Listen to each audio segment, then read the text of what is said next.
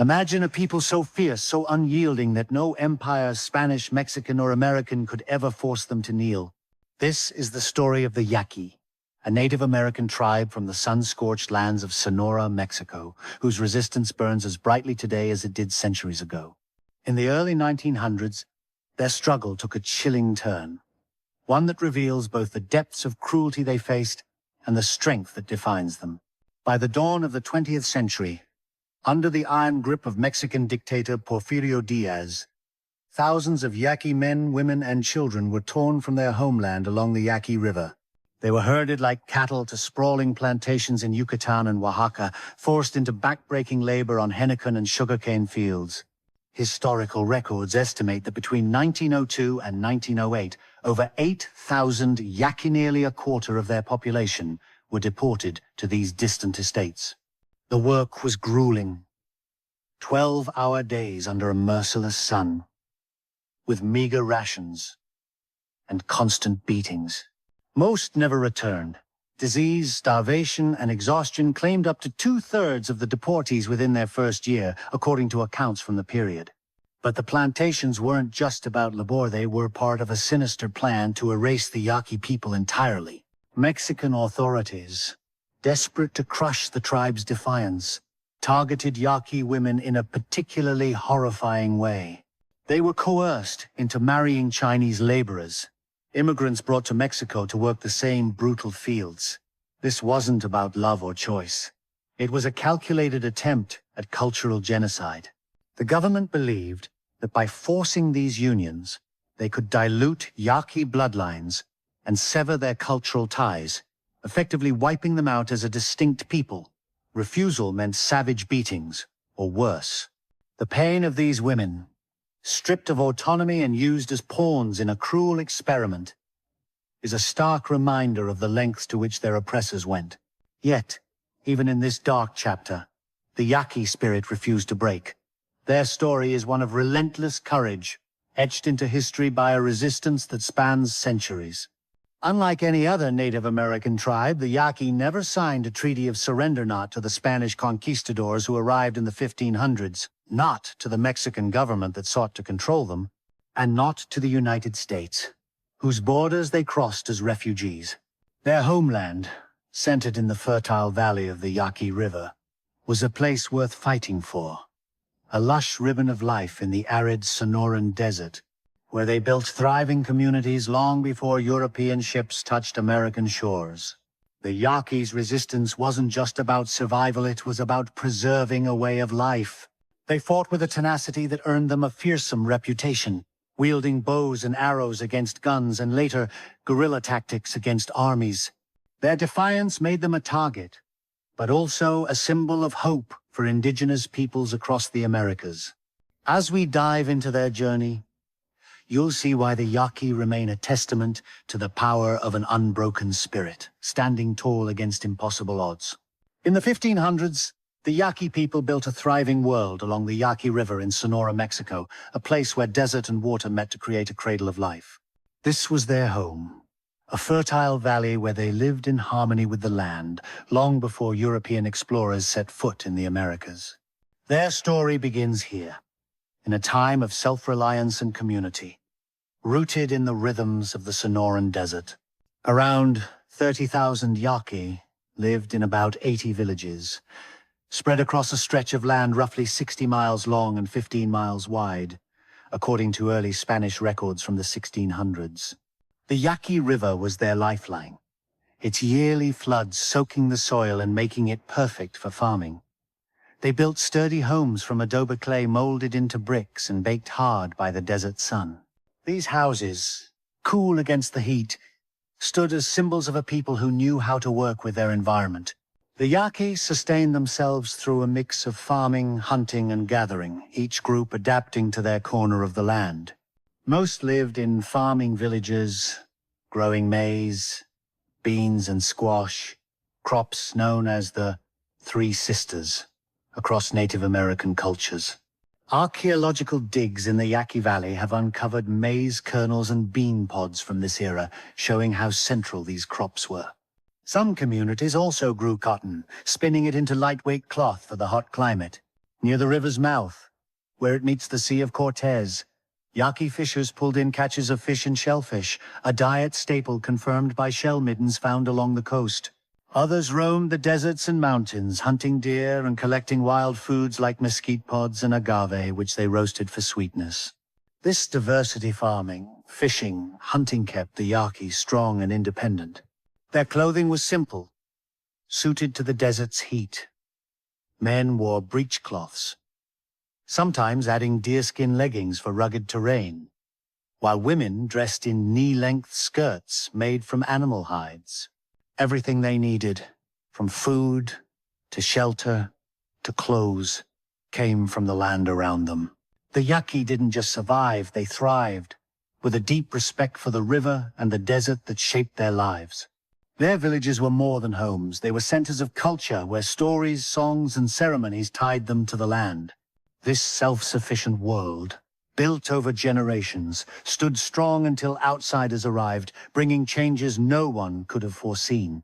In 1533, the Yaqui people, settled along the fertile Yaqui River in Sonora, Mexico, faced a sudden threat to their way of life. A group of Spanish soldiers, led by Captain Diego de Guzman, marched into their territory, hungry for land to expand their settlements to the south. The Yaqui were no strangers to conflict. Neighboring tribes respected their fierce warriors, but they preferred peace over picking fights. Hoping for a simple misunderstanding, they approached the newcomers, expecting a quick talk to set boundaries straight. They couldn't have been more wrong. Within moments, words gave way to violence. A brutal battle erupted, with Yaqui warriors wielding bows and arrows against Spanish swords and armor. Though the Spanish retreated, bloodied and battered, they claimed a hollow victory, seizing a portion of Yaqui land. The Yaqui, stunned by the loss, found themselves with a new enemy, and a fight that would stretch over decades. This clash marked the start of a 40-year struggle to defend their homeland and culture, a battle that would define their legacy. The 1533 fight was only the beginning. The Spanish kept coming, driven by greed and ambition. Unlike the Yaqui, who fought with expertly crafted bows and arrows, the Spanish had guns and horses, tools of conquest that gave them an edge. Yet the Yaquis' skill and knowledge of their rugged desert terrain leveled the playing field.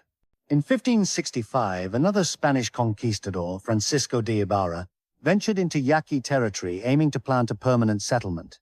Ibarra, a young nobleman from the Basque region, had already carved out colonies in northern Mexico, but the Yaqui proved too formidable. His forces were driven back in two sharp defeats, losing dozens of men, according to Spanish chronicles from the period. Unlike Guzman, Ibarra wasn't after land alone. He was chasing rumors of silver and gold, riches rarely found in the Yaquis' river valley.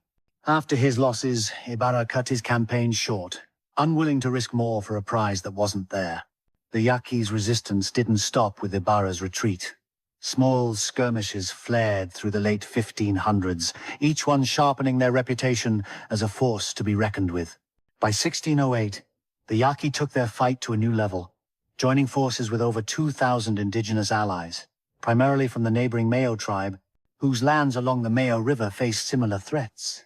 Together, they launched two major battles against Spanish forces, winning decisive victories that echoed across the region. Spanish records, including those of Jesuit missionary Andrés Pérez de Ribas, describe these clash as fierce, with Yaqui and Mayo warriors outmaneuvering better-armed opponents through strategy and sheer determination. These triumphs paved the way for a fragile peace. In 1610, the Yaqui negotiated a treaty with Spanish authorities, a deal sealed with the approval of King Philip III of Spain. The agreement forced the Yaqui to cede some of their land, but secured a royal guarantee of their rights to the remaining territory in southern Sonora. At the time, the Yaqui population was significant, though estimates of 100,000 to 200,000, found in some later accounts, are likely exaggerated. More reliable figures from early Jesuit reports suggest around 20,000 to 40,000 Yaqui, still a formidable community in a region of scattered indigenous groups. This treaty wasn't a surrender, it was a strategic pause in a fight far from over. The Yaqui had proven their strength, not just in battle, but in their ability to negotiate from a position of power. Their victories and resilience sent a clear message. They would protect their land and way of life at all costs. In 1617, the Yaqui people, rooted in the fertile Yaqui River valley of Sonora, Mexico, made a bold choice. After decades of battling Spanish invaders, they opened their villages to Jesuit missionaries, inviting them to live among them and share their teachings. This wasn't a surrender, it was a strategic move by a people confident in their identity. For over 120 years, from 1617 to the 1730s, the Yaqui and Jesuits forged a partnership that brought prosperity and change, while the Yaqui held fast to their core traditions. The Jesuits, led by figures like Father Andrés Pérez de Ribas, arrived with a mission to spread Christianity. By 1623, they had established missions in at least 8 Yaqui villages, according to Pérez de Ribas's own writings. Most Yaqui embraced baptism, attending Mass in newly built adobe churches, but they didn't abandon their ancestral ways. Instead, they wove Christian teachings into their existing beliefs, creating a unique syncretic religion. This blend, one of the earliest revitalization movements among Native American faiths, merged Yaqui ritual steed to the land, river, and deer, dances with Catholic prayers and saints.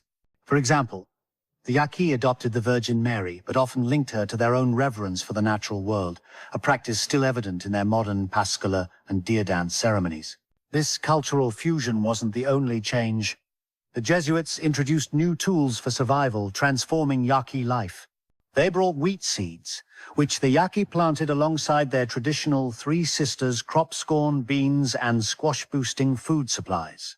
Cattle and horses, previously unknown in the region, arrived by the 1620s, as noted in Jesuit reports. Cattle provided meat and hides, while horses made farming and travel easier, especially across the Sonoran Desert's vast expanses. The Yaqui, already expert farmers who used the river's floods to irrigate fields, adapted quickly. They grew cotton for lightweight clothing and trade, and their villages hummed with activity. By the 1630s, Jesuit accounts describe Yaqui communities producing surplus crops, some of which were traded with neighboring tribes like the Mayo. With their intimate knowledge of the Sonoran landscape, its sandy soils, seasonal rains, and hidden springs, the Yaqui thrived during this period. Their prosperity was so strong that they allowed the Jesuits to expand northward, establishing missions among other tribes like the Opata and Pima by the 1640s. The Yaquis' 8 traditional towns, known as the 8 Pueblos, became hubs of economic and cultural life, each governed by Yaqui leaders who worked alongside Jesuit priests.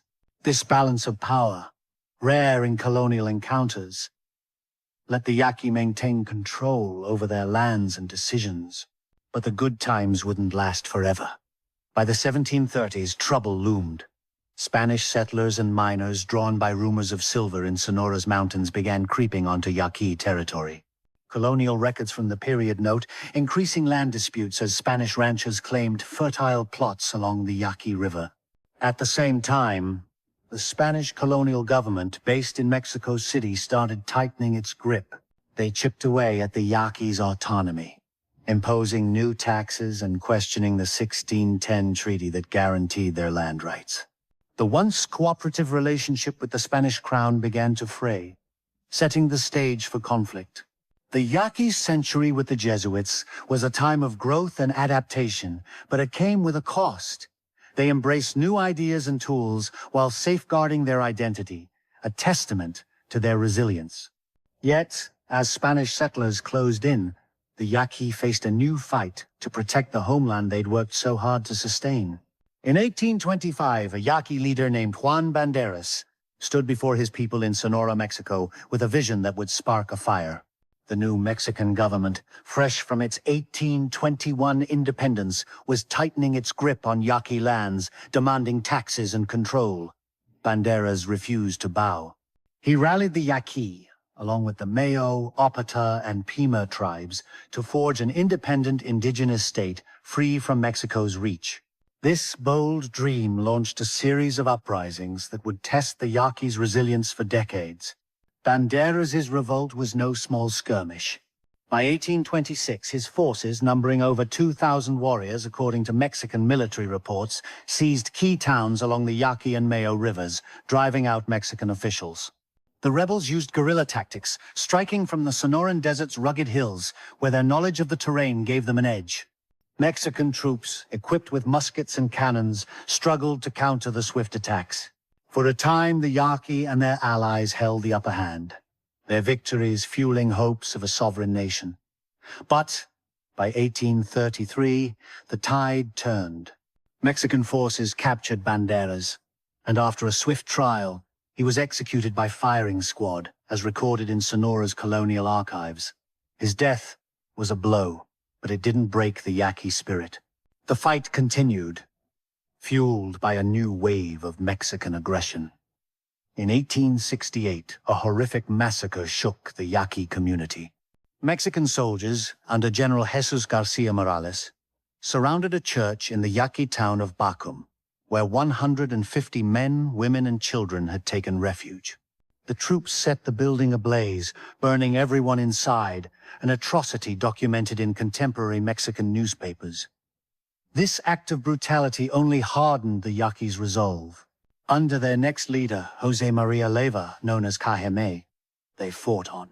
Cajeme, a Yaqui educated in Mexican schools, blended traditional warfare with modern strategies, leading raids that disrupted Mexican settlements through the 1870s and 1880s. By 1882, his forces controlled much of the Yaqui River Valley, with an estimated 4,000 fighters per Mexican military estimates. But the Mexican government escalated its campaign. Starting in the late 1870s, under President Porfirio Diaz, officials began confiscating Yaqui lands, redistributing them to wealthy Mexican ranchers.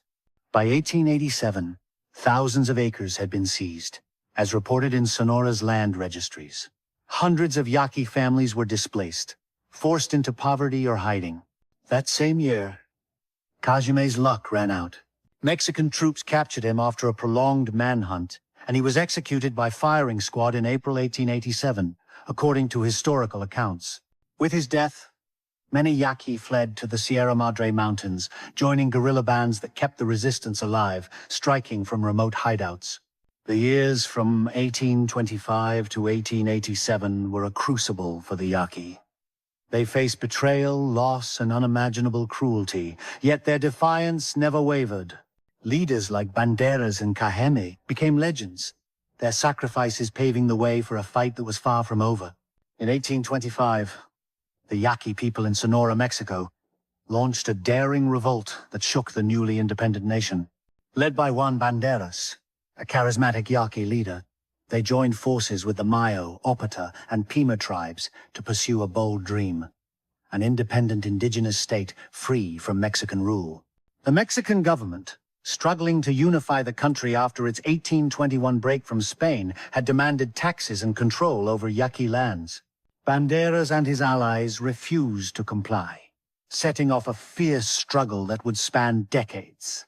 Banderas' rebellion hit the ground running. By 1826, over 2,000 warriors, as reported by Mexican military records, captured towns along the Yaqui and Mayo rivers, pushing Mexican officials out of the region. Armed with bows, arrows, and deep knowledge of Sonora's rugged terrain, they waged guerrilla warfare, launching swift raids from desert hills that left Mexican troops scrambling. For several years, the allied tribes held their ground, their victories sparking hope for a free homeland. According to colonial archives from Sonora, they disrupted Mexican supply lines and reclaimed key territories, forcing the government to take notice. But by 1833, the rebellion's momentum faltered. Mexican forces captured Banderas after a prolonged campaign, and he was executed by firing squad, a moment documented in historical accounts. His death was a gut punch, but it only stoked the Yaquis' determination. The loss of Banderas didn't end the fight, it sparked a chain of uprisings. The Yaqui, fueled by grief and defiance, continued to resist Mexican control, facing brutal retaliation. In 1868, one of the darkest chapters unfolded in the Yaqui town of Bácum. Mexican soldiers, led by General Jesus Garcia Morales, surrounded a church where 492 Yaqui men, women, and children had taken refuge during a skirmish. The troops sealed the exits and set the building on fire, burning everyone inside. This massacre, reported in Mexican newspapers of the time, sent shockwaves through the Yaqui community, hardening their resolve to fight on. A new leader, José María Leiva, known as Cajeme, rose to carry the torch. Cajeme, educated in Mexican schools and fluent in Spanish, was a master strategist. He blended traditional Yaqui warfare with modern tactics, organizing raids that crippled Mexican outposts in the 1870s and 1880s. By 1882, his forces, estimated at 4,000 warriors by Mexican military reports, controlled much of the Yaqui River Valley, turning it into a stronghold of resistance. Historical records from Sonora describe Cajeme's fighters using hit-and-run attacks, vanishing into the desert before Mexican troops could respond. His leadership gave the Yaqui a fighting chance against a better-armed enemy, but Mexico's response grew harsher.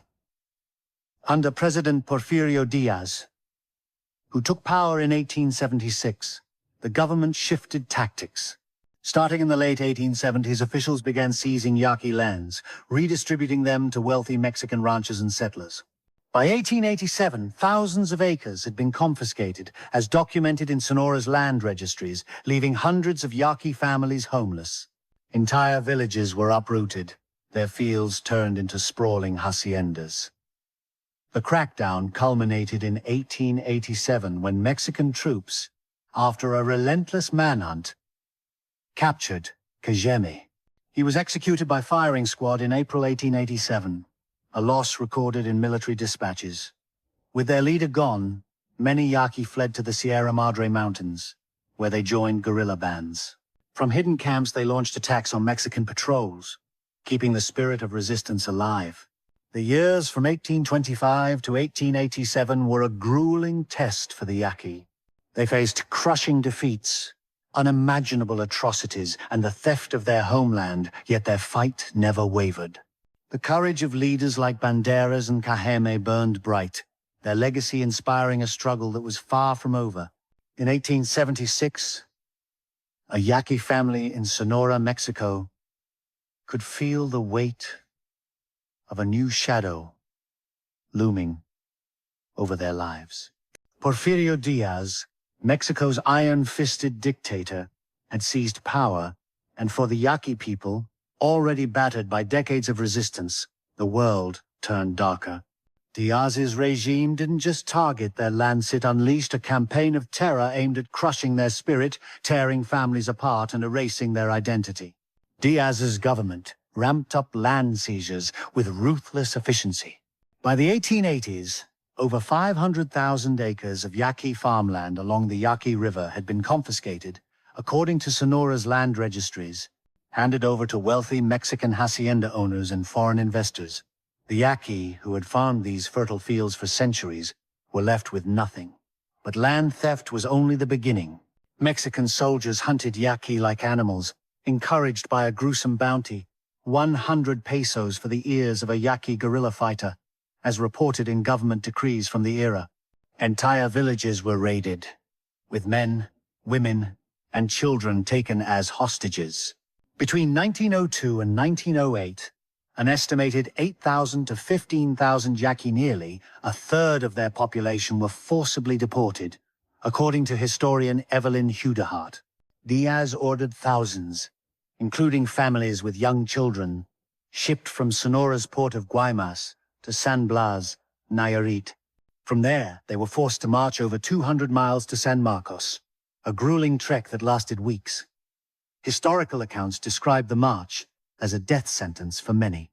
Weakened by hunger and disease, countless women and children collapsed along the way, their bodies left unburied for scavengers. One survivor's testimony, recorded in 1908, recalled mothers carrying dead infants, unable to stop for burial under the soldiers' whips. Those who reached San Marcos faced a fate worse than the journey. Sold as slaves to sugar cane and henequen plantations in Yucatan and Oaxaca, They toiled from dawn to dusk under scorching sun. Plantation records from the period show workers were given meager rations, often just tortillas and water, and faced brutal beatings for failing to meet impossible quotas. At night, they were locked in cramped, cold barracks, stripped of dignity. Death rates were staggering. 2/3 of deported Yaqui died within their first year, per contemporary reports, succumbing to exhaustion, malnutrition, or disease. The cruelty didn't stop at labor. In a chilling attempt to erase the Yaqui identity, Mexican authorities forced Yaqui women to marry Chinese laborers, immigrants brought to work the same plantations. Refusal wasn't an option. Women who resisted were beaten, and husbands were assigned to them, as documented in accounts from Yucatan's plantation overseers. This forced intermarriage, part of Diaz's broader policy of cultural genocide, aimed to dilute Yaqui bloodlines and break their communal ties. The policy's intent was clear: to wipe out the Yaqui as a people. Yet, even in this hell, the Yaqui fought back. Resistance never stopped. Many fled north to Arizona, where they found work in mines and railroads, earning money to buy rifles and ammunition. By the early 1900s, Yaqui exiles in Tucson and Phoenix were smuggling arms across the border, supporting guerrilla fighters still battling Mexican troops in Sonora, according to U.S. consular reports. These rebels, hiding in the Sierra Madre Mountains, struck at military outposts, keeping the flame of defiance alive. Under Diaz's rule, the Yaqui faced unimaginable horrors: land theft, enslavement, and a deliberate attempt to destroy their culture. But their unbreakable will shone through, as those in exile and on the front lines refused to let their people's spirit die. In 1927, the rugged slopes of Cerro del Gallo Mountain in Sonora, Mexico, became the stage for a desperate stand. The Yaqui people, after centuries of fighting for their homeland, faced the Mexican army in what would be their last major battle. Armed with rifles and fierce determination, the Yaqui warriors were no match for the army's heavy artillery and biplanes, which rained down destruction from above. Mexican military reports from the time described the battle as a crushing defeat, with hundreds of Yaqui fighters killed or scattered. The loss marked the end of large-scale armed resistance, but it didn't break the Yaqui spirit. A decade later, in 1937, hope emerged from an unexpected source. Lázaro Cárdenas, a general who had fought against the Yaqui in 1917, was now Mexico's president and charting a new course. Unlike his predecessors, Cárdenas sought reform, not repression. Recognizing the Yaquis' deep ties to their ancestral lands, he issued a landmark decree reserving 500,000 hectares over 1.2 million acres in the north bank of the Yaqui River for the tribe. This land, part of their historic territory, was officially recognized as the Yaqui Zona Indigena, according to Mexican government records. To support their return, Cárdenas ordered the construction of the Angostura Dam, completed in 1942, to provide irrigation water. He also supplied advanced agricultural tools, including tractors and water pumps, as noted in Sonora's agricultural archives. These reforms were a turning point. After centuries of war, displacement, and loss, the Yaqui could finally reclaim a piece of their homeland. The returned lands, though scarred by conflict, offered a chance to rebuild. Families began resettling in communities like Vicum and Potem, traditional Yaqui towns that became centers of renewal. The irrigation from the dam transformed arid fields into fertile farmland, allowing the Yaqui to revive their agricultural heritage. By 1939, the results were striking. Yaqui farmers produced 3,500 tons of wheat, 500 tons of maize, and 750 tons of beans, according to Mexican agricultural reports. Just 4 years earlier, in 1935, their output had been a mere 250 tons of wheat, with no maize or beans recorded. This leap, documented in Sonora's economic surveys, showed the Yaquis' resilience in action. They weren't just surviving, they were rebuilding their lives, one harvest at a time. The years from 1927 to 1939 marked a shift for the Yaqui. The defeat at Cerro del Gallo closed a chapter of warfare, but Cardenas's reforms opened a path to recovery. With their land restored and their fields flourishing, the Yaqui held on to a hard-won degree of independence, proving their strength endured beyond the battlefield. The deer dance, a sacred Yaqui tradition, pulses with the heartbeat of a people who refuse to fade. In the scorching Sonoran desert of Mexico, where temperatures can soar past 120 degrees Fahrenheit, the Yaqui have long relied on the Yaqui River to sustain their way of life. But today, after centuries of battles, they face a new struggle, a fight for the water that keeps their culture alive. This battle, waged in courtrooms and communities, reveals a people determined to preserve their heritage against modern threats. The Sonoran Desert, North America's hottest, makes the Yaqui River a lifeline for drinking, farming, and spiritual practices. Yet, since the mid-20th century, the river has been choked by dams and illegal diversions. By the 1990s, government projects like the Angostura and Oviachic dams, built to supply cities like Hermosillo, slashed the river's flow by up to 60%, according to Mexico's National Water Commission. Droughts, worsened by climate change, have dried up entire stretches, leaving fields parched and sacred cottonwood groves dying. A 2013 study by the University of Sonora found a 40% decline in native plant and tree species along the river, threatening the Yaquis' traditional medicines and ceremonies. Without water, their agricultural heritage hunts yielding thousands of tons of maize and beans faces collapse. The Yaqui now buy imported water, often in plastic jugs, rationed tightly by local authorities. This dependency, unthinkable for a river-based people, strains their communities. Compounding the crisis, the lands returned to them in 1937 by President Lázaro Cárdenas came back broken. Of the 500,000 hectares restored, much was degraded by war and neglect. Nearly all their traditional villages, like Cocoret and Bácum, were looted or burned during conflicts, as documented in Sonora's historical records. The adobe homes, woven with clay and community, were gone, replaced by concrete structures on reservations in Arizona, over 200 miles from their ancestral homeland. These reservations, established in the 1970s under U.S. and Mexican policies, pulled many Yaqui into a modern world far from their roots. In Arizona's Pascua Yaqui Reservation near Tucson, traditional embroidered skirts gave way to jeans, and handcrafted tools were replaced by factory-made goods. Elders recall being told this shift would make life easier, but it often felt like a loss.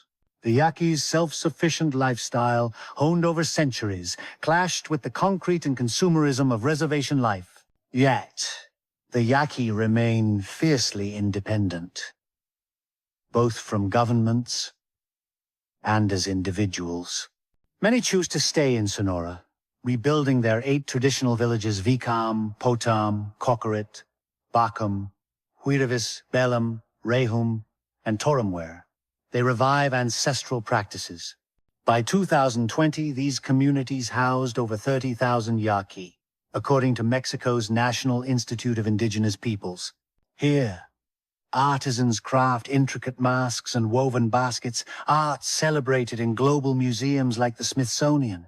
Ceremonies like the deer dance, blending Yaqui spirituality with Catholic elements, thrive, drawing hundreds to annual festivals.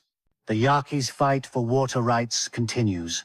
In 2014, they won a Supreme Court ruling in Mexico, affirming their claim to 50% of the Yaqui River's flow, though enforcement lags per legal reports. Their story is one of unmatched resilience.